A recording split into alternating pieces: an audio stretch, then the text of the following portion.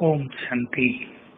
हम सभी प्रवृत्ति में रहने वाली श्रेष्ठ आत्माएं, प्रवृत्ति के प्रभाव से मुक्त मानो निवृत्ति में रहते हैं, ऐसी स्थिति बनाने वाले हैं।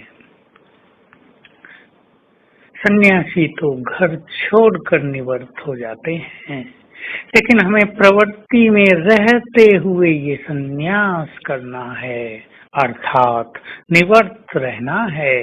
मनोविकारों से भी निवृत्त, पाप कर्मों से भी निवृत्त, मोह ममता से भी निवृत्त, तेरी मेरी व्यर्थ की इच्छाओं से भी मुक्त। ये स्थिति बहुत श्रेष्ठ स्थिति है और उन महात्माओं के लिए भी आदर्श है जो जंगल में जाकर या संन्यास लेकर भी निवृत्त नहीं हो पाते हैं। हमें निवृत्त होकर, मुक्त होकर दिखाना है और इसकी विधि है सदा आत्मिक भाव में रहना, निमित्त भाव में रहना, समर्पण भाव में रहना। मैं निमित्त हूँ इस घर का, इस संगठन का, इस सेवा का। करण करावनहार बाबा है, अब हमारा वो साथी बन गया है, हमारे परिवार का मेंबर बन गया है, हेड बन गया है। अब बस उसकी आज्ञा अनुसार हमें चलते रहना है और अपनी प्रवृत्ति को गृहस्थ आश्रम बना देना है। ऐसा आश्रम जहाँ आकर सभी सुख चैन की सांस लें, जहाँ आकर सभी को ईश्वरीय बल मिल जाए, जहाँ आकर सभी अपने परम पिता से मिल सके, प्यार पा सकें। तो हम आत्मिक भाव में रहें, अपने परिवार के सभी सदस्यों को 3, 4, 5 बार इस दृष्टि से देखें, ये सब आत्माएं हैं।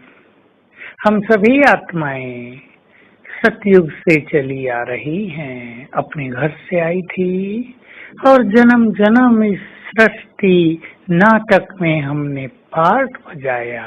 कितनी बार हम साथ रहे, कितनी बार हम अलग हुए, अब पुनः हम साथी बन गए हैं।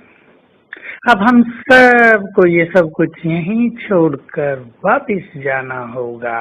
ये आत्मिक भाव, ये आत्मिक चिंतन हमें बहुत उपराम कर देगा। दूसरी बात, निमित्त भाव। हम निमित्त हैं परिवार को चलाने के, जिम्मेदारियों में भी हम निमित्त हैं।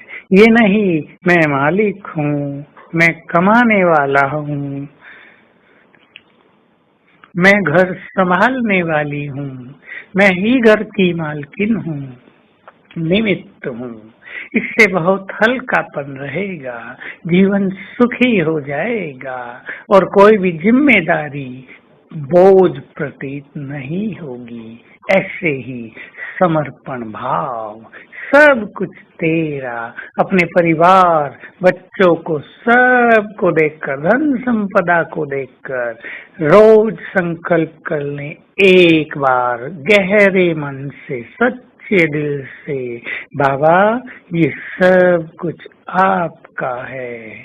कर्म भी समर्पित भाव से करें, कर्म के परिणाम को भी बाबा पर अर्पित कर दिया करें। मेरा हर कर्म तुम्हारे लिए है।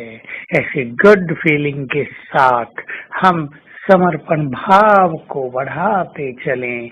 इससे मैंपन, मेरापन छूटता जाएगा और हमारी स्थिति महान बनती जाएगी। तो आइए हम सभी गृहस्थ में रहते हुए अपनी स्थिति को निरंतर योग युक्त बनाएं, महान बनाएं। कभी हम श्रेष्ठ स्वमान में रहें, तो कभी हम बाबा से प्यार भरी बातें करते रहें, कभी हम सुदर्शन चक्रधारी होकर रहें, तो कभी बाबा की किरणें प्राप्त करते रहें।